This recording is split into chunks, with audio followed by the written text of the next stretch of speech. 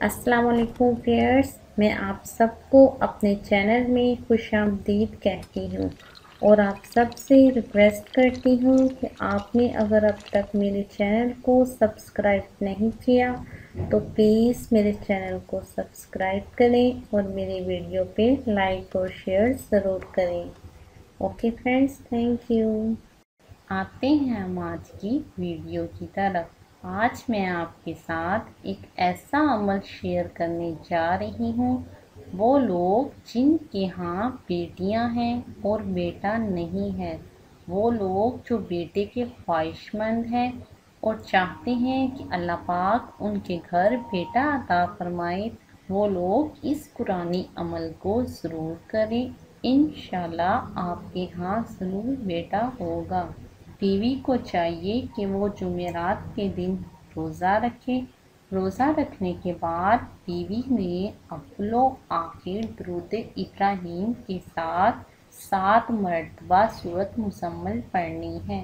फिर से नोट कर ले, 11 मरतबा अव्वलो आखिर दुरूद इब्राहीम के साथ आपने 7 मरतबा सूरत मुज़म्मिल पढ़नी है। इसे पढ़ते हुए तसव्वुर में आपने ये ख्याल रखना है कि अल्लाह पाक अगर आपको बेटा अता करेंगे तो आप इसका नाम मोहम्मद अब्दुल्ला रखेंगे। इसको पढ़ने के बाद आपने दूध पर दम कर लेना है और इफ्तार के टाइम आपने इसी दूध के साथ रोज़ा इफ्तार करना है और कोई चीज़ भी आपने नहीं खानी। आपने सबसे पहले रोज़ा इफ्तार इसी दूध से करना है। इसके बाद आप जो चाहें वो खा सकते हैं। इसके बाद आप अपने हस्बैंड से मिल सकते हैं।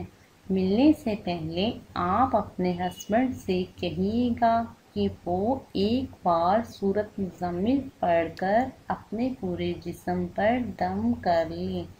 मिलने से पहले हस्बैंड को एक बार सूरत मुज़म्मिल पढ़नी होगी। इंशाल्लाह आपको आपके मकसद में कामयाबी हासिल होगी। उम्मीद करती हूँ आपको मेरी ये वीडियो पसंद आई होगी। अगर आपको मेरी ये वीडियो अच्छी लगी तो प्लीज़ लाइक और शेयर कीजिए और मेरे चैनल को सब्सक्राइब करना मत भूलिएगा। Okay friends, thank you. अल्लाह हाफिज़।